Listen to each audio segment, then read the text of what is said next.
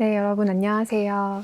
오늘 디즈니 플러스 3월 17일 공개되는 보스턴 교살자 특별 상영 집에 오신 것을 환영합니다. 저는 오늘 박지선 교수님과 함께 진행을 맡은 영화 전문 기자 이은선입니다. 만나서 반갑습니다. 안녕하세요. 오늘 GB를 함께 하게 돼서 너무 영광이고요. 저는 지금 숙명여자대학교 사회심리학과에 재학 중인 범죄심리학자 박지선입니다. 안녕하세요.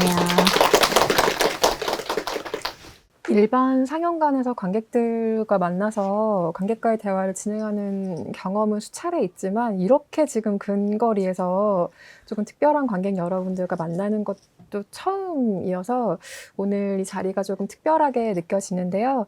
일단 이제 막 보스턴 교살자를 보신 상황이기 때문에 놀란 마음을 추스리고 계신 시점일 것 같습니다.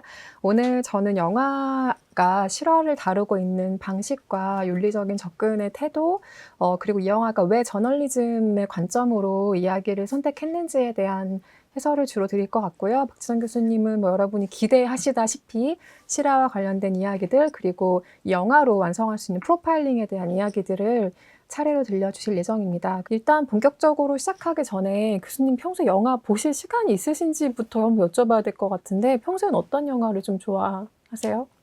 평소에는 주로 이제 코미디, 이것과는 거리가 먼. 즐거운 영화를 주로 보죠. 보스턴 교살자 같은 영화를 보실 때는 아무래도 좀 직업적인 관점이 발휘될 수밖에 없을 것 같은데요. 어떠세요? 근데 그냥 영화를 볼 때는 아무 생각 없이 일단은 영화로서 보고 그거를 뭐 분석하면서 보거나 하진 않거든요. 근데 이런 식의 어떤 기회가 되면 그때는 영화를 이제 여러 번 보면서 좀 직업적인 관점에서 보려고 노력하죠. 네, 이 자리에 아주 직업적인 관점으로 보스턴 교살자를 본 두 사람이 나와 앉아 있고요. 일단 보스턴 교살자 어떻게 보셨는지 간단한 소감부터 얘기해 주시면 좋을 것 같아요. 또 일반 관객의 입장과는 조금 다른 시선을 기대하게 되기도 하거든요. 일단은 영화를 본 소감을 말씀드리기 전에 정말 이렇게 가까운 거리에 GB는 정말 처음이어서 수업하시는 기분이실 것 같아요. 수업도 지금 이렇게 가깝지 않아요. 이게 학생들이 좀 앞자리에 잘 앉으려고 하지 않기 때문에 주로 5줄까지는 비어 있죠. 제가 이 영화에서 좋았던 점은 이제 두 가지인데 하나는 범죄나 범죄 스릴러에 대한 영화 중에서 지나치게 그 범죄의 잔혹한 디테일이나 이런 것들을 너무나 과장해서 전시하듯이 그리는 영화들이 있거든요.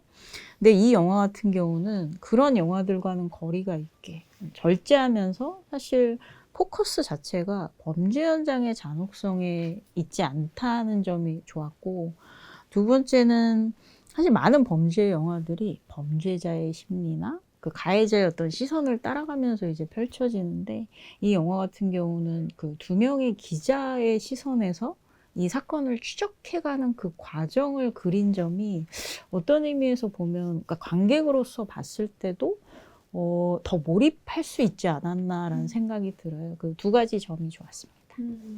방금 중요한 지점들을 전부 언급을 해주셨죠. 그리고 특히 2명의 기자를 따라간다라는 점에서는 저는 이 영화를 보고 나서 남긴 이제 곧 공개될 한 줄 평에 저널리즘이라는 퍼즐 조각 전공법의 품격이 되다라는 문장을 남겼는데 저는 여기에 퍼즐 조각이라는 표현을 쓸 수밖에 없었던 이유가 이 보스턴 교살자라는 전체적인 사회적인 사건을 둘러싸고 빠져있는 어떤 이야기를 채워 넣은 영화이기 때문이었는데요. 그 빠져있는 퍼즐 조각이라는 것이 방금 언급하신 2명의 저널리스트의 활약이기도 합니다. 관련해서 오늘 차차 이야기를 들려드릴 것이고요. 일단 언론에서는 이 사건을 다룰 때 초반에 나일론 스타킹으로 그 목을 졸라 죽인 방식에 착안해서 실크 스타킹 살인이라고 부르고 있었습니다. 이전에 보스턴 팬텀이라는 표현이 나오기 이전에 쓰이던 방식이고요. 이후에 66년도에 책이 나왔습니다. 이 신문 기사에서 착안한 제목을 가지고 더 보스턴 스탱글러라는 책이 나왔고요.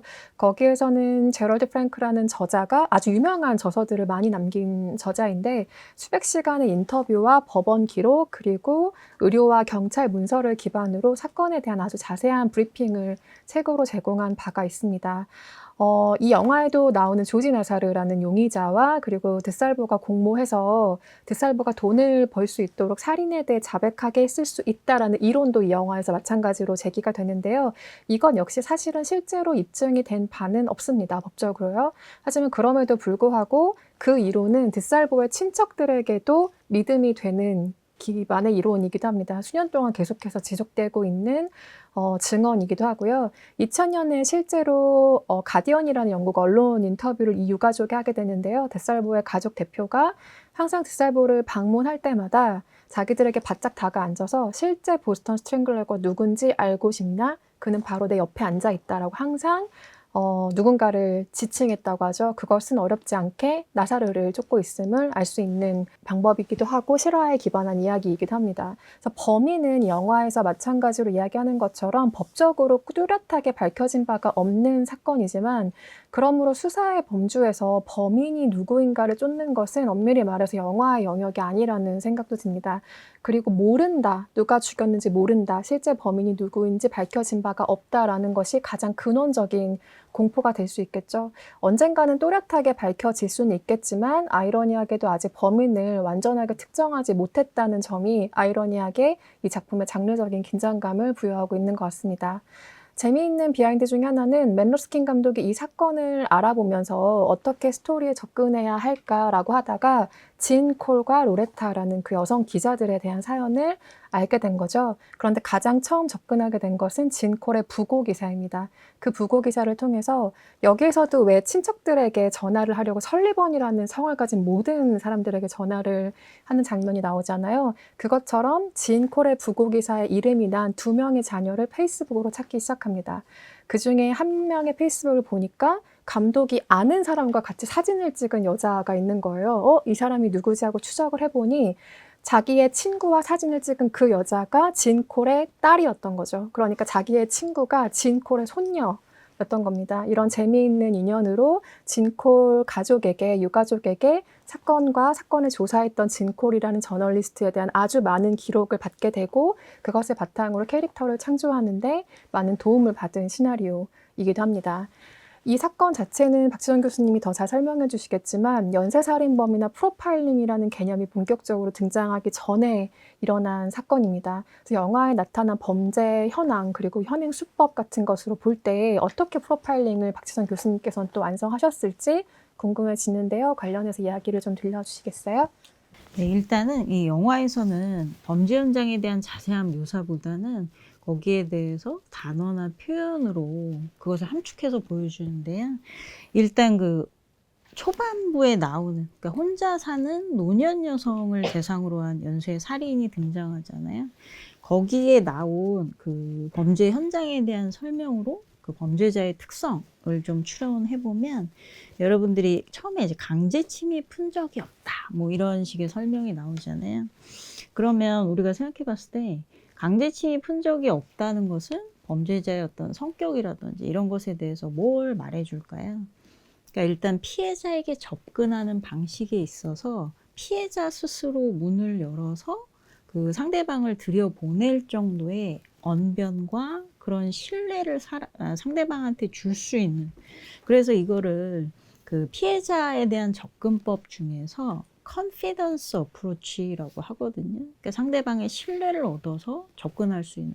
그래서 우리나라의 연쇄살인범들 여러분 이제 떠올려 보시면 강호순이 사실 이 유형에 속해요. 그러니까 언변이라든지 이런 걸로 상대방의 그 경계를 누그러뜨리는 능력을 가진. 그러니까 이런 강호순은 처음부터 폭력적으로 피해자에게 접근하는 뭐 정남규라든지 이런 연쇄살인범들과는 차이가 있거든요. 그리고 두 번째로 계속적으로 살인이 발생하는데 모두 교살이라는 이제 용어가 등장하잖아요. 그러면 사람을 살해하는 방식에 여러 가지가 있는데 사실 교살이라는 건 굉장히 좀 특이한 방식이에요. 그러니까 사람을 단순히 질식사시키는 것 플러스 그 질식시키는 과정에서 줄이나 끈을 이용하는 방법인데 사실 여러분들이 한국의 연쇄살인범들을 떠올려 보시면 이용철 같은 경우에 둔기, 그러니까 망치와 같은 둔기를 사용하죠. 그러면 이 교살의 특징이라는 것은 둔기나 칼과 같은 예기를 사용하는 경우에는 굉장히 피해자가 빨리 사망에 이르게 되죠. 그러니까 유영철 같은 경우는 빨리 피해자를 죽이기 위해서 사실 둔기라는 도구를 선택한 것인데, 그런데 이 교살이라는 특성은 피해자를 빨리 죽음에 이르게 하는 게 목적이 아니고 오히려 피해자가 사망에 이르기까지의 그 시간과 힘을 본인이 조절할 수가 있어요. 역시나 이제 국내에서 강호순이 여기에 나와 있는 것과 공교롭게도 유사하게 스타킹으로 이제 피해자들을 교살하는 방식을 썼거든요. 그러면 교살이라는 방식을 이 사람이 연쇄적으로 모든 사건에서 선택을 했을 때는 피해자가 죽음에 이르기까지의 과정, 시간, 힘을 본인이 조절하면서 보통 이런 유형의 범죄자들은 그 과정에서 쾌락을 느끼는 경우가 많아요. 그래서 가학적인 범죄자다 이제 이런 표현을 쓰는데, 이런 가학적인 범죄자들의 가장 무서운 점은 이 과정 자체를 즐기기 때문에 범행을 멈추지 않겠죠. 그래서 본인이 죽거나 잡히거나 할 때까지는 사실은 범행이 스스로 멈추기는 굉장히 어렵다. 그래서 사실 더 빨리 이 사람을 잡아야 되는 거죠. 그러니까 여기에 대해서 사실 수사관들도 이런 식의 범죄가 계속될 것이라는 걸 알고 있기 때문에 사실 더 잡으려고 혈안이 됐었던 거고. 그리고 교살 중에서도 스타킹을 사용하는 실크 스타킹에 대한 묘사가 이제 영화에서도 여러 번 나오는데, 살해 도구로서, 교살의 도구로서도 사실 스타킹은 범죄자의 입장에서 효율적인 도구는 아니죠. 굉장히 약하고, 그럼에도 불구하고 이렇게 남의 집에 침입해서 계획적으로 범죄를 저지르는 사람이 스타킹이라는 도구를 이용했다? 이거는 또 여러 가지를 말해주지만 그 정도로 본인의 범행에 대해서 자신이 있다라는 뜻도 되고요. 피해자에 대한 통제에도 이 사람은 자신이 있는 사람. 그러면서 스타킹이라는 도구 자체가 이 사람의 취향을 반영한 도구일 수 있기 때문에 이런 식의 범죄자들이 계속적으로 연쇄살인을 저지르면서 이런 식의 쾌락을 추구하는 경향을 보일 때는 역시나 재범 위험성이 굉장히 높은 특성을 보여주고요. 한 가지 더는 계속 발언되는 게 이중매듭에 대한 이야기잖아요. 그러면 이중매듭이 과연 어떤 뜻일까? 범죄 심리학적으로. 보통 우발적으로 사람을 살해할 때나 어쨌든 교살 같은 경우에 끈으로 이제 사람을 죽이고 나서 보통은 그 끈이 풀어진 상태로 거기 놔두거나 아니면 본인이 가져갈 수도 있죠. 그런데 매듭을 지었다는 거는 목적 자체가 살인이라는 얘기예요. 그러니까 이 사람의 목숨이 끊어지는 것을 이 사람이 확실히 보고 그걸 알고 현장을 떠났다는 얘기고, 그런데 단순한 매듭도 아니고 이중 매듭이라는 것은 그러니까 이 사람은 절대로 목격자를 남기기를 원하지 않고 피해자가 완전히 사망한 상태에서 나는 여길 떠나겠다라는, 그래서 목적 자체가 살인인 사람. 한 가지만 더 말씀드리면 거기 집을 헤집어 놓지만 아무것도 가져가지 않는다. 이런 이제 그 대사가 나오는데, 이것도 역시 본인이 혼자 사는 피해자를 이 정도로 제압해서 사망에까지 이르게 했으면 사실 현장에서 얼마든지 마음껏 시간을 보낼 수 있잖아요. 그러면 물건도 가져갈 수 있고 뭐 돈이나 이런 것도 금전적 이득을 취할 수 있는데도 하지 않았다. 이것은 사실 살인범 유형 중에서도 이제 가장 위험한, 오로지 살인의 그 과정, 쾌락을 즐기는 가학적인 연쇄살인범이라는 뜻이기 때문에 우리가 알지 못하는 보스턴 교살자에 대한 공포가 사실은 첫 번째 그 노년 여성을 대상으로 한 살인 사건에 대한 그 범행 수법 묘사에서부터 이제 그 시작이 되는 거죠. 네. 여기에서는 목격자도 여러 명 등장을 합니다. 아주 대표적으로는 피해자 소피의 이웃, 결정적인 제보를 해주는 이웃도 등장을 하고, 피해자는 말이 없기 때문에 그 주변 인물들로 이 스트랭글러에 접근해 가야 하는 수사진과 그리고 취재진의 과정이 쭉 나오는데요. 이 영화를 보시면서 좀 주목할 만한, 언급할 만한 캐릭터로 어떤 분을 또 생각하셨는지 궁금합니다.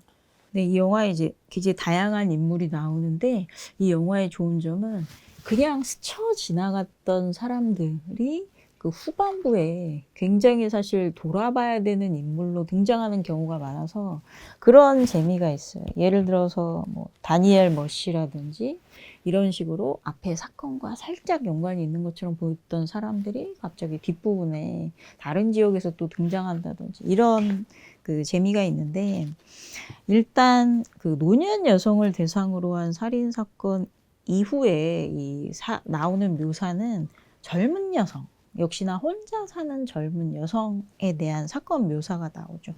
그 중에서도 아주 주목할 만한 목격자가 그 피해자 중 한 명인 소피의 옆집에 살고 있던 이웃 여성이거든요. 굉장히 영화에서 이제 중요한 역할을 하는데, 살아 있으면서 그 범인일 가능성이 높은 사람을 직접 목격한 거기 때문에 이 사람의 진술 하나하나는 굉장히 중요해요. 일단은 접근 방법에 대해서 굉장히 구체적으로 이 목격자가 설명을 하는데, 처음에 페인트 칠을 한다면서 들어오려고 했다. 그리고 막상 들어와서는 갑자기 외모에 대한 칭찬을 하면서 모델을 해보지 않겠느냐는 어떤 권유를 했다. 그러면 이게 노년층 살인 사건과 계속적으로 이제 연결되는 지점이 여러 가지가 있는데, 첫 번째로 역시나 피해자와의 어떤 상호작용, 그러니까 상대방과 대화를 나누고 이런 남의 신뢰를 얻는 것에 있어서 굉장히 자신감이 있고, 지금 자기가 페인트 칠을 하러 왔다는 어떤 거짓말을 하면서도 전혀 흔들리지 않고 상대방에게 그걸 믿게 할 수 있는, 그러면 이 사람은 사실은 이런 식의 어떤 범행을 얼마나 많이 저질러 왔을까 하는 거죠. 그러니까 그런 식의 접근을 해서 꼭 그게 살인으로 끝난 사건이 아니더라도 이런 방식을 써서 얼마든지 남의 집에 들어갈 수 있고, 뭐 때로는 그것이 성폭력으로만 연결될 수도 있고. 그래서 페인트 칠을 구실로 이제 들어가면서 모델을 권유하는, 그러니까 이런 내용은 사실은 이 둘 다 그 집에 들어간 목적이 아니라는 걸 굉장히 잘 보여주죠. 그래서 그 빠른 순간에 그 상대방에 대해서 거짓말을 계속 해가면서 상대방으로부터 신뢰를 얻는, 그러니까 이런 것들은 유영철이나 정남규와 같은 사람은 생각하기 굉장히 어려운, 상대방과 대화를 해서 뭔가 내가 접근하고 이런 데에 자신감이 있는 유형이 아니고, 강호순처럼 이 사람은 스스로한테 굉장히 좀 자신이 있는 사람으로 봐도 좋고요. 그런데 이 이웃집 여성이 남편이 있는 척 옆에 이제 갔다 와 보니까 사라졌더라. 그러면, 그리고 이 대상에 대한 구체적인 묘사를 하는데, 그 백인 남성이고 그 그러니까 머리가 굉장히 짙은 색깔의 머리, 그리고 작업복을 입고 있었다라는 표현을 하잖아요. 그러면 이 목격자로부터 이제 얻을 수 있는 정보는, 작업복까지 입을 정도면 이 사람은 아주 계획적인 데다가 사실은 어디까지 확장될 수 있냐면 이 집이나 이 아파트를 관찰하고 있었을 수 있죠. 그러면 사실은 이 일대에서 이 사람도 피해자가 될 수 있었고, 결국 이런 어떤 기회가 맞지 않아서 결국 이제 옆집 여성 소피가 피해를 입은 것이잖아요. 그래서 이 옆집 여성을 대상으로 한 이 목격자의 진술, 그리고 사건이 있자마자 받은 진술이기 때문에 굉장히 정확하고, 그 목격자가 노말이라는 표현을 여러 번 썼어요. 그 사람, 그러니까 이상하거나 전혀 그렇게 보이지 않고 굉장히 정상적으로 평범한 사람처럼 보였다. 이 진술도 좀 유념해서 봐주시면 좋을 것 같아요. 목격자들을 활용하는 방식을 비롯해서 이 영화가 보스턴 교살 사건에 접근하는 방식이 어떻게 달랐는지에 대해서 이야기하기 위해서는 기준점을 가지고 비교 대상이 필요할 텐데, 마침 우리에게는 좋은 비교 대상이 있습니다. 1968년작이라 보기가 아주 어려운 작품이긴 하지만 기획전 같은 데서 간혹 소개되기도 하는 동명의 영화가 있죠. 보스턴 교살자라는 리처드 플라이셔 감독의 작품이 있고요. 이 작품 같은 경우는 구로사와 기요시 감독의 큐어라던가 봉준호 감독의 살인의 추억에 아주 많은 영향을 준 작품으로 지금까지 거론되고 있는 작품입니다. 이 작품을 지금 뭐 같이 볼 수는 없으니 간략하게 이 영화와 어떻게 다른 관점을 가지고 있었던 영화인지 소개를 해드리자면, 일단 보스턴 교살자 같은 경우는 수사본부의 시점입니다. 이것으로 아주 굉장한 차이가 있죠. 수사와 취재는 완전히 다른 방식의 접근이니까요. 디나탈리라는 형사를 위시한 수사진이 꾸려지고 이후에 존 보텀리라는 사람이 수사본부장으로 임명되면서 벌어지는 이야기인데요. 이 작품이 지금까지 명작으로 거론되는 이유 중에 하나는 세미 다큐멘터리 방식의 접근을 취했다는 점입니다. 그래서 교살 사건에 접근하는 수사 방식이라던가 체포와 신문의 과정 같은 것들을 다큐멘터리에 근접하게 아주 낱낱이 파헤친 작품으로 지금까지도 이야기가 많이 되고 있는데요. 하지만 그 모든 것을 떠나서 안타깝게도 영화가 공개됐을 때 가장 화제가 됐던 것은 드살보를 연기한 배우의 연기였습니다. 제이미 리 커티스, 다들 이번 주에 가장 화제가 된 인물로 기억을 하실 텐데 Everything Everywhere All at Once로 여우 조연상을 수상한 제이미 리 커티스의 아버지이기도 한 토니 커티스가 연기한 드살보의 연기가 아주 큰 화제를 모았던 작품인데요. 취조실 거울 앞에서 이 사람이 자아분열의 모습을 보이는 아주 긴 롱테이크 장면으로 이 영화가 막을 내립니다. 그러니까 자신이 다른 인격이 범죄를 행한 것 같다면서 마임으로 그 범행을 재현하는 장면을 롱테이크로 길게 재현을 하는데요.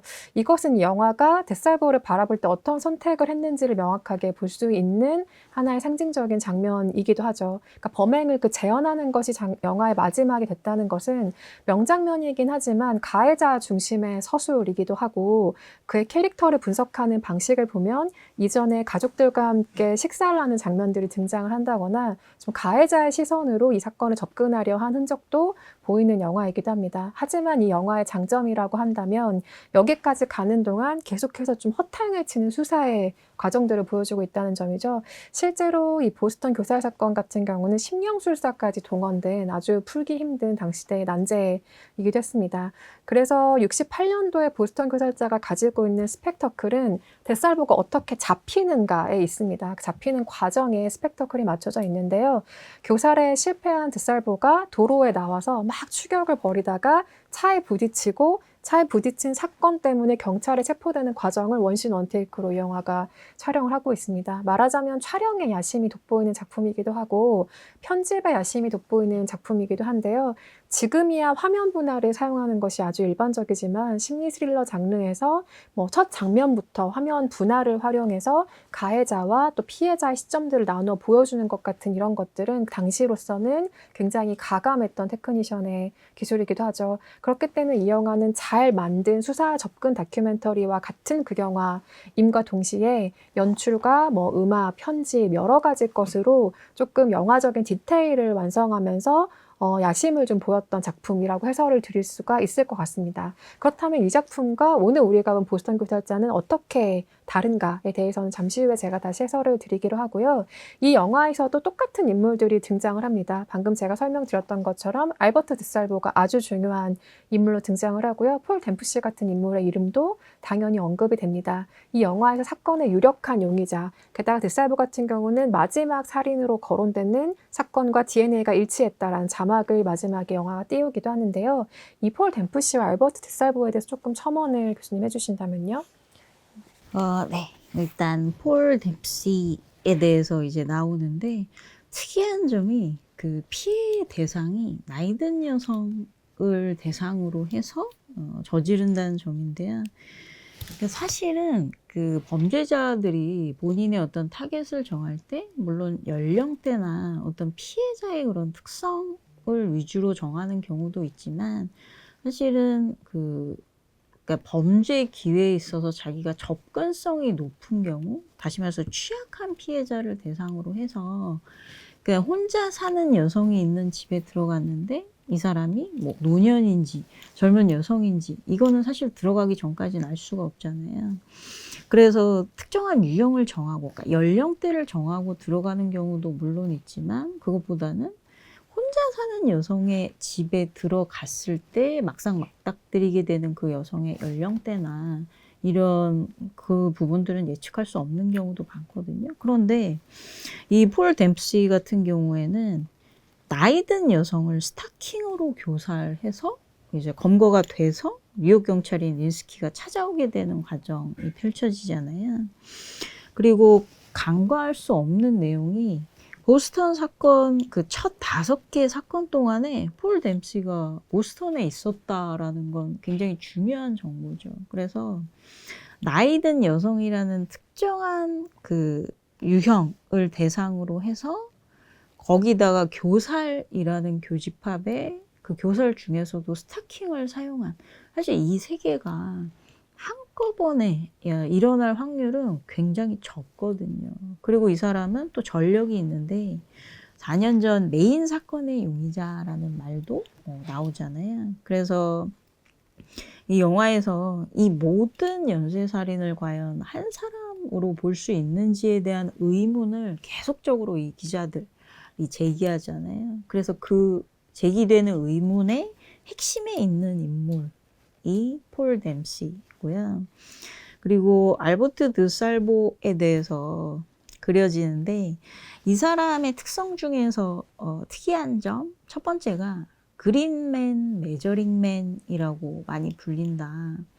그러면 작업복을 입었다는 의미에서 그린맨이라고 불려질 때 사실은 이 보스턴 교살, 연쇄 교살 사건과 사실 뗄래야 뗄 수 없는 굉장한 공통점이 발견이 되는 거죠. 아까 나왔던 소피의 이웃이 얘기했던 작업복을 입은 백인 남성이라는 묘사에도 맞아 들어갈 뿐더러 이런 식으로 계획적으로 특정한 복장을 하고 남의 집에 들어가는 수법을 써서 뭐 집을 수리한다던가 이런 식의 그 범행 수법을 쓰고 또 메저링맨이라는 말이 붙을 정도, 별명이 붙을 정도로 들어가서 사람의 치수를 재는, 그러니까 이런 식의 방법은, 그러니까 오히려 뭐 집안의 라지에이터를 수리하러 왔다? 이런 식의 방식은 조금 더 많은 범죄자들이 쓸 수는 있지만 들어가서 어떤 그 상대방의 신체 치수를 재겠다. 이런 방식은 굉장히 드물고 특이한 방식이기 때문에 이런 식의 범행 수법이 나타났을 때는 연계성을 굉장히 강하게 의심을 해볼 수밖에 없죠. 그러면서 한 가지 더 특성이 그 알버트 살보는 성폭행 전력이 있고 지금도 성폭행 혐의로 수감 중인 것이잖아요. 그러면 그 드살보의 범행에서 눈에 띄는 점은 역시나 혼자 사는 여성을 대상으로 해서 성폭행을 저지른 전력이 많이 있다. 그런데 그런 집에 역시나 상대방의 신뢰를 얻는 방법으로 들어가서 이런 식의 범행을 저질렀고 그 묘사에 보면 성폭행이 굉장히 폭력적이고 가학적인 방식으로 행해졌다라는 그 암시가 나와요. 그래서 그러니까 이런 식으로 혼자 사는 여성을 대상으로 침입해서 성범죄를 저지른 사람이기 때문에 이것이 더 악화돼서 이런 폭력적인 성폭력이 들어간 살인으로, 연쇄살인으로 연결됐을 가능성은 굉장히 높거든요. 충분한 가능성이 있고 한 가지만 더 말씀을 드리면 그 대사 중에 원래는 이 드살보가 유력 용의자라고 생각을 했다가 그냥 더 이상 살펴보지 않았던 게 그 드살보가 그 기간 동안 연쇄살인 기간 동안 감옥에 있었다라고 생각해서 처음에 이제 포기를 했던 건데 나중에 이제 밝혀내죠. 이 두 기자가 드살보가 첫 살인이 일어나기 2달 전에 이미 모범수로 굿 비헤이비어로 석방됐다라는 대사가 나와요. 성폭력을 저지른 사람, 범죄 전력도 많은 이 사람이 모범수로 석방이 됐다라는 것도 드살보에 대해서 굉장히 많은 걸 말해주죠. 드살보는 사람을 조종하고 사람의 마음을 얻는데 굉장히 능하다는 거죠. 그래서 오히려 굉장히 무서운 범죄자들 어떤 경우가 있냐면 교도소 안에서 이 사람을 내보낼 것인지 모범수로 석방할 것인지를 결정하는 전문가들이 있을 거 아니에요. 그 사람들에게 오히려 이 사람은 석방해줘도 괜찮다라는 확신을 심어줄 정도의 언변과 행동을 아주 잘 보여서 그 사람들의 마음을 조종해서 이렇게 모범수로 나오는 게 가능한 사람이라는 거죠. 드살보가. 그래서 이 사람의 범행 수법뿐만이 아니고 이 사람이 가진 어떤 성격적인 특성이나 이런 것도 사실은 그 보스턴 연쇄 살인 사건 범죄자에게서 그릴 수 있는 특성과 일치하는 것이 많이 있습니다. 지금 유력 용의자들에 대한 이야기 남겨주셨는데요. 이따가 그 자백의 한계와 또 관련된 이야기를 들려주실 거고요. 지금부터는 이 영화가 두 여성 저널리스트를 주인공으로 하면서 어떠한 장점들이 발생했는가에 대한 이야기를 잠깐 들려드리려고 합니다. 시계를 잠깐 앞으로 돌려서 원래 이 프로젝트가 시작되던 순간에 대한 이야기를 시작해야 될 것 같은데요. 지금 우리가 보스턴 교살자라고 만난 이 작품은 원래는 2012년에 제작이 추진이 진행이 되던 작품입니다. 맨체스터 바이 더 시로 유명한 배우 케이시 애플렉이 제작을 맡았던 작품이고요. 수사 담당 형사 역까지 케이시 애플렉이 원래 연기로 하기로 돼 있었던 프로젝트인데 그 이후에 프로젝트가 중단이 돼 있다가 오늘 보신 영화로 다시 가동이 된 셈이죠. 이전 영화도 물론 잘 만들었을 겁니다. 근데 그렇게 됐다면 고전적인 남성 주도 서사의 형사물이 됐겠죠. 그럼 거기에는 좋은 남성 캐릭터와 나쁜 범인 남성 캐릭터가 나왔을 겁니다.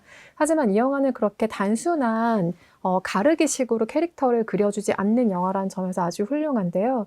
이 영화가 사건과 인물들을 다루는 방식을 보면 비정상적인 사고를 가진 일부 남성들, 그 시대 전체 남성들이라고 규정할 수는 없겠죠. 일부 남성들, 그 사람들이 활개치고 다닐 수 있도록 묵인한 사회, 그리고 남성 위주의 공권력인 시스템을 겨냥하고 있습니다. 그리고 이 교살 사건은 결과적으로 이 모든 것의 합작품이었다라는 것을 정확하게 지적하는 영화죠. 그리고 그 안에서 아주 기계 있게 나아갔던 여성 저널리스트들의 활약을 그리고 있는데요. 영화에 보시면 여성은 취재에 필요한 자료에 접근하는 것조차 어려운 시대였음이 아주 여러 가지 방식으로 드러납니다. 그리고 아까 제가 퍼즐 조각이라고 썼던 지금껏 이 사건의 범인을 밝히는데 혹은 아직은 밝혀지지 않았지만 용의자를 취조하는데 가장 중요한 역할을 했던 로레타와 진의 이야기가 가려져 있었다는 건 역시 지금까지 우리가 이 영화를 만나기 전까지 어떤 시스템의 사회를 경험했는지에 대한 방증으로 보이기도 합니다. 이 영화는 로레타와 진이라는 두 여성 캐릭터 연대를 통한 방식도 보여주고 있는데요. 보시다시피 두 여자가 그렇게 사이가 좋진 않죠. 뭐 베스트 프렌드라고 갈 만한 사이는 아닌데 저는 그 점도 이 영화가 그려낸 가장 멋있는 지점 중에 하나라고 생각합니다. 보통 이런 경우에는 둘이 절친이 되는 이야기로 가거나 서로가 서로의 정보를 빼내오는 역할들로 그려지기도 하죠. 하지만 두 여성 캐릭터는 서로의 부족한 점을 보완하는 파트너십으로서 그려지기도 하고 티격태격하면서도 사건에 접근한다, 범인을 잡는다, 용의자를 추정한다라는 원칙에 근거한 수사에 가까운 취재 과정을 보여주고 있습니다. 그리고 이것이 세상에 없던 이야기가 아니다. 영화적인 허구로 만들어낸 캐릭터가 아니다라는 점을 영화가 분명하게 보여주고 있는데요. 이것은 그동안 보스턴 교살자라는 사건과 사회적인 반향을 둘러싸고 우리가 보지 않으려 했던 혹은 알려지지 않았던 영역의 이야기이기도 하다는 점에서 이전에 나왔던 히든 피겨스 같은 작품이 떠오르게 하는 지점들도 있는 것 같고요. 그리고 두 여성 저널리스트의 활약이 보스턴 교살 사건의 핵심이었다는 점에서 여성의 죽음을 중요한 사회적인 문제로 인식하지 않았던 그 실제 사건과 사회적 분위기에 굉장히 중요한 흐름과 같이 가고 있는 것을 이 영화를 통해 아실 수 있었을 겁니다. 그러니까 그 당시의 사회적인 분위기와 그것을 취재하던 저널리스트들의 맥락이 아주 강하게 중요하게 조응하는 점을 이 영화를 통해서 보실 수 있을 텐데요. 로레타는 살아서는 연관이 없던 이들이 죽음으로 이어진 이 사건의 맥락을 정확하게 짚어냅니다. 그리고 여기서 제가 아주 중요하게 보았던 장면은 보스턴 팬텀이라고 불리던 용의자를 로레타가 타자기로 보스턴 스트랭글러, 그러니까 교살자라는 정확한 타이틀로 바꾼 최초의 사람이었다는 점인데요. 사실 이 개념은 명명의 사회학이라는 개념과도 아주 유력하게 조응을 하고 있습니다. 말하자면 어떤 개념을 붙이느냐에 따라 사회적인 인식의 변화를 가져올 수 있다는 건데요. 팬텀이라는 조금은 동화적이고 어떤 이야기적인 스토리텔링에 무언가를 부여하는 것보다 교살자라는 범죄자의 정확한 이미지를 심어줌으로써 이 사건의 사회가 어떻게 반응할 수 있는지 공권력이 어떻게 반응할 수 있는지 저널리즘이 제대로 작동한 힘을 발휘한 사례라고 볼 수가 있겠죠. 그렇기 때문에 이 영화는 수많은 드살보가 있고 안전한 세상은 없다. 알버트와 함께 끝나지도 않는다라는 아주 무서운 사실을 우리에게 알려주기도 하지만 그럼에도 그 절망적인 말이 어떻게 이것이 사회적인 맥락 안에서 일어난 사건인지를 정확하게 파악하려던 사람들의 이야기로 그려내고 있습니다.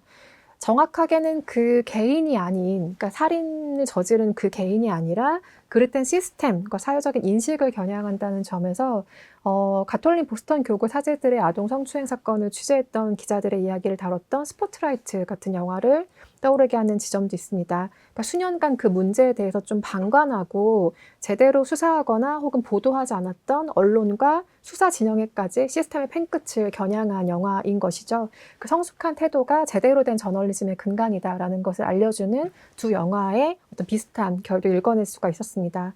실제로 감독 맨 러스키는 진실과 정의를 구별하기 너무 어려운 시대가 되었기 때문에 그 어느 때보다 좋은 저널리즘의 필요성이 대두되는 시기이다. 그렇기 때문에 이 영화가 아주 작은 빛이 되길 바란다는 소감을 남기기도 했습니다. 이 영화는 그래서 드살보의 자백이 어떤 식으로 활용이 됐는지 그리고 그 지점에서 우리가 어떻게 용의자들을 범인으로 특정할 수 없었는지까지 알려주고 있는데요. 그 자백의 한계도 이 영화에서 우리가 느낄 수 있는데 프로파일러의 시선으로 조금 더 구체적으로 바라본다면 거기엔 어떤 한계가 있을지에 대한 이야기를 조금 더 부려보기로 하고요. 그리고 로레타와 진, 그 사건을 수적하는 두 여성들의 저널리즘 윤리에 대해서 어떻게 보셨는지도 교수님께 이야기를 청하겠습니다. 네, 그 영화 안에 여러분 기억나실 텐데 그 드살보 자백을 이 두 기자가 다시 들어보는 장면이 나오잖아요. 그 안에 굉장히 중요한 포인트들이 있죠. 첫 번째 피해자인 슬래셔스 부인의 옷 색깔에 대한 질문이 나오니까 처음에 이제 노란색이라고 답변을 했다가 그 다음에 그렇죠. 색깔이 이제 3번 바뀌어요. 노랑, 빨강, 파랑 이런 식으로. 그런데 몇 년 전에 저지른 사건이고 이렇게 저지른 사건이 많을 때 진짜 진범이라도 얼마든지 이런 것들은 헷갈릴 수가 있거든요. 그래서 헷갈리고 기억이 안 난다고 하더라도 일단은 사건에 대해서 이 사람에 대한 진술을 최대한 많이 받고 이제 그것을 기록해 두는 게 굉장히 중요해요. 그런데 여기서 나와 있는 그 영화에 묘사된 문제점들을 보면 이렇게 옷 색깔도 바뀌고 또 주방 위치를 말하는 부분에서 굉장히 심상치 않은 그 포인트가 들리잖아요. 처음에 왼쪽이라고 했다가 굉장히 좀 확신이 없이 하다가 오른쪽이다 라고 답변을 바꾸고 그러니까 이런 식으로 드살보의 자백을 듣는 과정에서 지금 드살보의 답변이 무언가를 보면서 대답을 하느라 바뀌고 그 확신의 정도가 달라졌구나를 이 두 기자가 눈치를 채죠. 근데 이런 포인트들은 사실은 사건을 추적하는 저널리즘의 존재 자체, 그 존재 가치에 대해서 말해주는데요. 사실 기자들은 수사를 하는 사람들이 아니잖아요. 그렇지만 그 수사 과정의 문제점을 짚는 것은 언론의 굉장히 중요한 역할인데 이 자백 테이프 내용을 들으면서 이것이 자발적인 자백 내용으로 구성된 게 아니고 누군가 알려준 사진을 보면서 답을 말해준 대로 이루어진 자백이라면 사실 이 자백의 진술 신빙성은 완전히 떨어지게 되죠. 그래서 단순히 그 옷 색깔이나 이런 답변을 못하고 바뀌었다라는 것은 이 사람이 기억을 못해서 그랬을 수도 있고 진범이지만 또 헷갈려서 그랬을 수도 있고 그렇지만 이렇게 사진을 보여줘 버리면 그러니까 그 사건에 대한 그 정보, 경찰이 가지고 있는 정보를 아예 공개를 하고 그로부터 이제 답변을 이끌어내면 이 진술은 오염된 진술이고 이 사람은 진범이든 아니든 답을 알아버렸기 때문에 이제는 이 사람의 진술이 진범이 단순히 기억을 못하거나 헷갈리는 진술인지 아니면 정말 주어진 정보로 이 사람이 범인이 아닌데 이렇게 답변한 것인지 가려내는 게 거의 불가능해져요. 그래서 드살보가 이 모든 범행을 저지른 것인가에 대한 의문이 이제 계속 특히 이제 후반부에 많이 제기가 되는데 그런 허점을 지적하는 게 단순히 한 명이 저질렀을 것 같지 않은 범행들이다 라고 지적하는 것이 아니고 수사 과정에서의 문제점을 이렇게 두 사람이 정확하게 짚어서 사실 그 정당한 어떤 법의 재판, 집행 이런 것들을 받지 못한 채로 소외되어 있는 사람들은 그 피해자와 그 가족들이잖아요. 그래서 이 영화 후반부에 로레타가 그 가족들을 만나는 장면에서도 나오지만 이것들을 드살보가 했다라고 이 사건을 덮고 끝내는 것이 사실 옳은 일, 정의가 아니고 정말 누가 저지른 범죄인지를 밝히는, 끝까지 밝히는 게 사실은 저널리즘의 굉장히 중요한 역할이고 이 영화는 그 선을 잘 지키고 있다라고 생각이 됩니다. 저널리즘의 역할은 사회적인 반향을 만드는 것이기도 하죠. 사람들이 이야기에서 무엇을 취하고 어떤 것을 이해할 것인가에 어떤 방향성을 제시한다는 점에서 스토리텔링을 만든다. 물론 사실관계에 입각한 스토리텔링을 만든다는 역할에 크게 다르지 않을 텐데요. 그런 점과 비교해보면 영화와도 공통점이 있네요. 영화도 어떤 취사 선택을 해서 어떤 이야기를 시대에 들려줄 것인가를 판단하는 매체이기 때문에 그런 점에서 저널리스트들을 주인공으로 했던 이 영화가 왜 사건에 조금 더 잘 부합하는지에 대한 이해가 조금 더 구체적으로 되는 것 같고요. 저는 이 영화의 윤리적인 연출의 접근 방식에 대해서 조금 더 언급을 해보고 싶은데요. 사실 요즘 한 최근 10년간 더 강화된 추세이긴 한데 실제 범죄 사건을 다루는 것이 전 세계적으로 특히 미국 내에서 엄청나게 인기 있는 장르가 되어버렸습니다. 예를 들어 넷플릭스의 다머 시리즈 같은 것들이 항상 넷플릭스 시리즈 상위권을 차지하기도 하죠. 근데 오락성을 가미한 어떤 컨텐츠화로 실화 사건이 다루어진다는 것에 대한 생각을 윤리적인 판단으로 정확하게 내려야 하는 시점이라고 생각합니다. 지금 스토리텔링이 되는 과정들을 보면 세상에 이러다가는 모든 영화와 컨텐츠화 되지 않는 살인사건이 없겠다 싶을 정도로 모든 것이 지금 거의 도굴되다시피 하거든요. 물론 가려져 있던 이야기를 전달하는 것도 중요하지만 중요한 건 그것을 어떻게 보여줄 것인가의 문제일 텐데요. 이 영화는 영화 좋아하시는 분들은 누구나 캐치하셨겠지만 데이비드 핀처의 조디악의 영향 아래 있는 영화이기도 합니다. 제한된 카메라 움직임이라던가 어두운 색감이라던가 아주 강렬한 컨트라스트 같은 것들은 2000년대 범죄 심리 영화를 다루는데 하나의 교본과도 같은 작품이 된 조디악의 흔적 아래 모든 작품이 있을 수밖에 없을 텐데요. 거기에 더해서 이 영화가 취한 윤리적인 선택은 예를 들어 설리반이 피해자가 죽는 장면을 다시 한번 상기를 해볼까요? 외출해서 돌아온 노년 여성 설리반을 쫓아간 용의자가 누구인지 알 수는 없죠. 영화가 얼굴을 보여주진 않으니까요. 곧 뭔가 교살되고 있는 것 같은 사운드가 들리고 그때 카메라가 보여주는 것은 고통스러운 피해자의 얼굴이나 환희에 젖어 있는 가해자의 얼굴이 아니라 욕조에서 그녀가 받으려고 했던 물, 수도꼭지를 보여줍니다. 그렇게 사운드만 들리는 상태에서 우리는 할 일 없이 떨어지는 물방울들을 보고 있다가 그 물을 틀어놨던 욕조물에 사체를 처박는 그 잔인하고 대담한 범인의 행동으로 그 씬이 끝나는 것을 알 수가 있는데요. 이 장면에 만약에 단순히 오락적으로만 접근했다면 완전히 다른 톤 앤 매너에 완전히 다른 앵글을 가진 카메라의 움직임으로 이 영화의 장면들을 보게 되었을 겁니다. 그런 구체적인 장면만으로 우리는 이 영화가 어떻게 사건에 윤리적으로 접근하려 했는지 증거를 볼 수 있을 것 같은데요. 실제로 감독은 스토리를 전달하고 극적인 스릴의 장르를 취하려고 한 것은 맞지만 실화이기 때문에 피해자들 그리고 유가족을 존중하는 것이 이 작업의 최우선이었다라고 말을 하고 있습니다. 그리고 사람들을 정말 몰입감 있는 이야기에 가둬놓으면서도 순간순간 밖에 있는 실제로 살아가야 하는 유가족들을 생각하게 하는 영화를 만들고 싶었다는 이야기를 들려주고 있는데요. 사실 감독들의 말이란 빛 좋은 개설구인 경우들도 있지만 이 영화 같은 경우는 감독이 실제로 보여준 것과 감독의 말이 일치하고 있는 것 같아서 굉장히 기쁜 사례 중에 하나이기도 합니다. 마지막으로 이 영화는 2013년 연쇄사건의 마지막 피해자 메리 설리번 사건의 DNA와 뒷살보를 매칭하면서 그 자막을 넣고 이야기가 끝나는데요. 그 매칭은 어떤 의미를 가질까요, 교수님? 사실 이미 뒷살보는 그 감옥에서 동료 수감자의 칼이 찔려서 사망을 했지만 그 훨씬 이후에 2013년에 이르러서 사실은 이 연쇄살인 사건의 마지막 피해자로 알려진 메리 설리번이라는 그 피해자의 그 범행 현장에서 나온 DNA와 그 뒷살보의 DNA가 증거가 매칭이 되는. 그래서 최소한 이 사건 같은 경우는 드살보의 소행이라고 굳게 컨펌이 됐어요.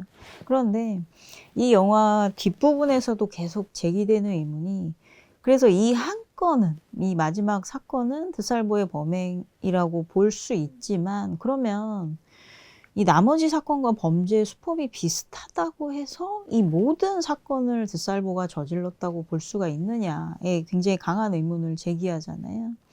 그리고 이 한 건의 매칭으로 인해서 나머지가 모두 드살보의 범행이기를 믿고 싶어하는, 그래서 이 사건을 더 이상 거론하지 않고 덮고 싶어하는 사람들이 많다는 점을 지적하면서, 그래서 여전히 이 두 기자를 비롯한 저널리즘의 역할이 계속 남아있다라는 걸 강조를 하죠.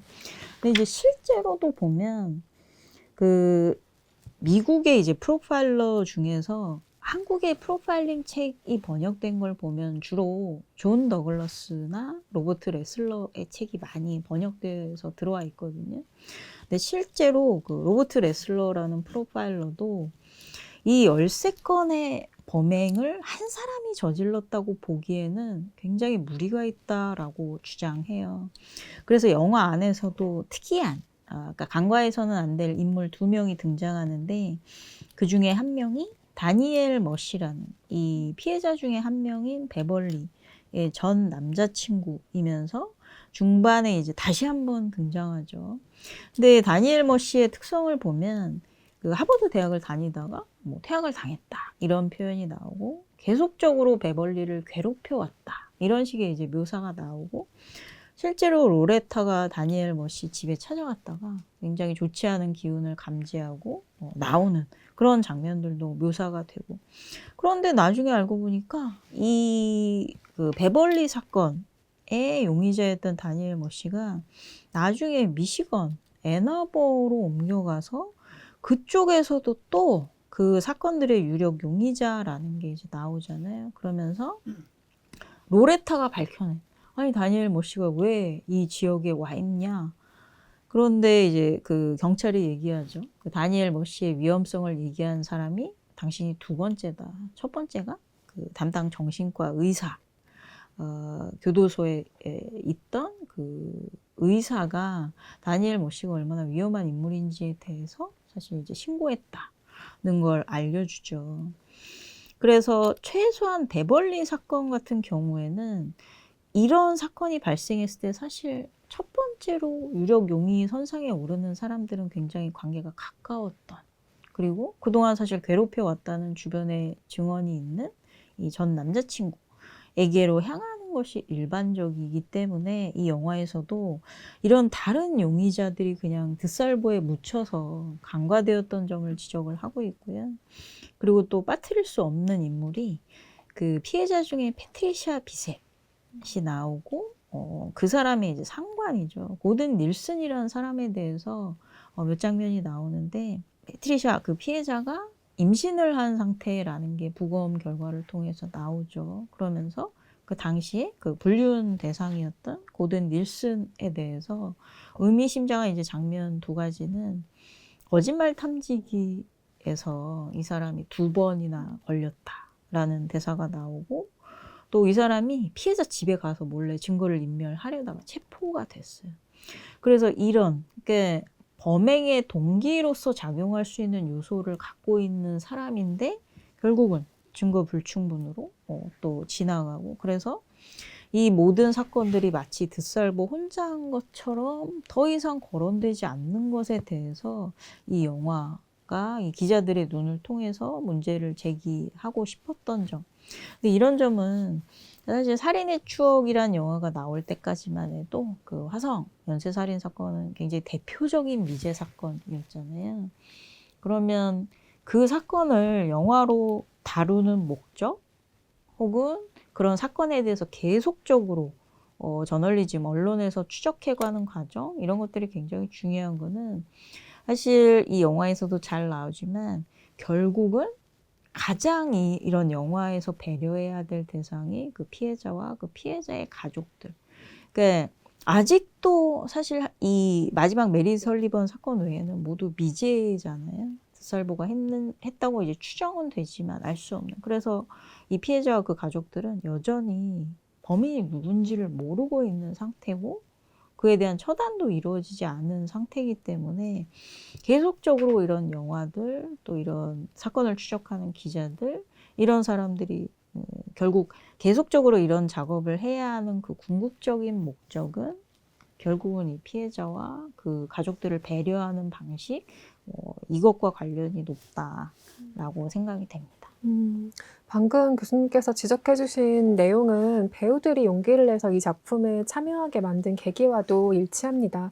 키라 나이틀리 같은 경우는 뭐 여러분 많이들 좋아하시는 캐리비안의 해적 같은 블록버스터 여주인공으로 전 세계 이름을 알렸지만 2000년대 아주 주옥 같은 작품을 많이 남기던 시절에 예를 들면 뭐 오만과 편견 같은 작품이 있겠죠. 이 어톤먼트 같은 것들을 찍을 당시 본인이 정확하게 무슨 일을 하고 있는지 모르는 사실은 본인이 가장 괴로웠던 시기라고 여러 번 고백을 한 바 있습니다. 그래서 그 이후에는 자신의 이름을 내걸고 세상을 바꾸기 위해 조금 더 힘썼던 여성들의 이야기를 발굴하는데 키라 나이틀리라는 배우가 적극적으로 자신의 신체와 목소리를 활용하고 있죠. 그리고 캐리 쿤이라는 배우는 이 영화에서 매력을 아주 크게 감지하셨을 텐데요. 사실 여러분은 이 배우를 한 번 이상 어디선가 분명히 보신 적이 있습니다. 진코를 연기한 캐리 쿤 같은 경우는 대표적으로 나를 찾아줘라는 작품에서 베네 플렉이 연기하는 닉의 동생 마고로 출연한 적이 있고요. 너무 그 모션 캡처로 얼굴을 알아볼 수가 없지만 어벤져스 인피니티 워에서 프록시마 미드나잇을 연기한 배우이기도 합니다. 여기서 탄성이 터지네요. 그래서 그 배우이기도 한데 그 캐리 쿤 같은 경우는 본인의 어머니가 이 저널리스트들과 비슷한 연령대이기 때문에 이들의 활약이 그 시대에 얼마나 대단한 것인지를 조금 더 구체적으로 실감했다고 하는데요. 캐리 쿤의 어머니는 실제로 간호사로 일을 했고 할머니는 교사였다고 하고 다른 할머니 중에 한 분은 주부였다고 하는데 그 세 가지가 비서 외에 그 시대 여성이 선택할 수 있는 유일한 직업이었다라고 이야기를 하죠. 그래서 저널리스트가 되기 위한 본인이 연기했던 그 진이란 여성 캐릭터의 투쟁이 얼마나 감동적으로 다가왔는지에 대한 이야기를 하고 있고요. 끝으로 그 진콜이라는 매력적인 인물의 실화를 하나 전해드리면 영화에서 미처 다뤄지진 않았는데요. 여기서 보면 로레타가 조금 뭐랄까요, 그 조직 안에서 사실은 아주 유연하게 적응해가는 사람은 아닌 것 같죠. 그러니까 물론 또렷한 문제 제기를 하긴 하지만 약간 싸움의 양상으로 번져갈 수 있는 어떤 문제 제기를 한다면 진콜은 조금 유연하게 남성 동료들과 어떤 연대도 가능하고 누가 카드놀이로 뭘 한다는 것도 알고 있고 이런 식의 정보를 조금 구체적으로 취합하는 캐릭터로 은연중에 나오는데요. 실제로 진콜이라는 인물이 일주일에 $30의 주급을 받고 일을 했는데 일주일에 보육비로 나가는 돈이 $25였기 때문에 일주일에 남는 돈이 $5밖에 없었다는 거죠. 그래서 그 인상을 호소하기 위해 뉴스룸에 모든 남자 동료들을 끌고 들어가서 결국엔 인상안에 합의를 받아냈다는 실화가 있습니다. 그러니까 모든 남성 동료들을 설득해서 그 인상이 가능하고 나의 주장이 어긋난 주장이 아니라는 것을 설득하는 힘이 있었다는 거죠. 그러니까 남성 동료들과 같이 동맹을 하는 것의 중요성이 어떤 것인지를 이미 파악하고 있었던 캐릭터인 셈입니다. 그래서 실제로 영화 안에서 로레타가 자신의 힘으로 해결하지 않는 어떤 일들, 힘으로 해결하지 못하는 어떤 접근을 모르는 방식들도 진콜은 좀 스무스하게 접근하는 방식을 알고 있는데요. 우리가 그 영화를 통해서 확인할 수 있는 두 캐릭터의 가장 극명한 차이점이기도 하죠. 하지만 지금 제 얘기는 어떤 방식이 더 옳았다는 이야기는 아닙니다. 로레타 같은 캐릭터와 진콜이라는 극명한 다른 캐릭터를 보여주었기 때문에 영화가 조금 더 캐릭터 라이징에 있어서 재미를 보여주었다라는 이야기를 드린 것입니다. 저는 이 영화를 보고 박지원 교수님을 뵌다고 했을 때 그 다른 프로그램이나 뭐에서도 주옥 같은 말씀 많이 해주셨지만 예전에 유퀴즈에서 모두 너보다 똑똑하다. 언젠가는 잡힌다. 이런 얘기를 카메라를 똑바로 보면서 하셨던 말씀이 이 영화를 보고 정말 많이 생각이 났어요.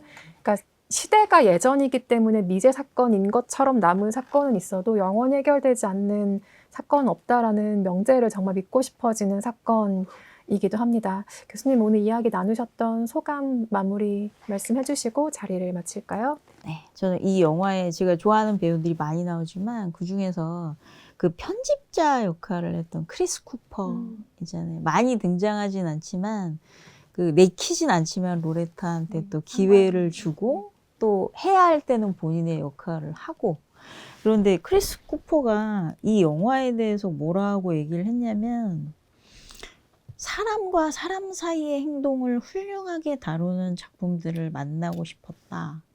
이 작품은 감정이 강한 작품이었다. 이런 말을 했어요.